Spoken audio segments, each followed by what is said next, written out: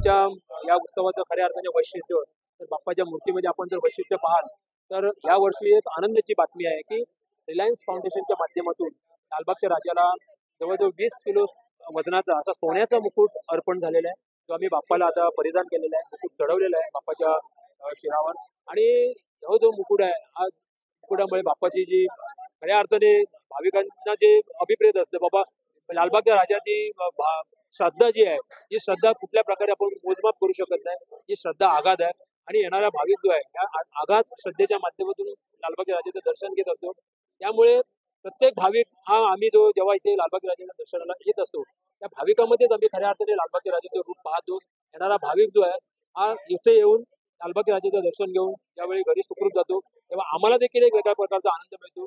एक चांगलं कार्य केल्याचं जे आमच्या कर्तव्य आहे त्या कर्तव्यपूर्तीचा आनंद आम्हाला देखील या ठिकाणी प्राप्त होत असतो. तो खऱ्या अर्थाने बाप्पा राजमहलमध्ये यावर्षी विराजमान झालेला आहे. तो तुम्ही पाहाल हा पूर्णपणे सुवर्ण महल आहे.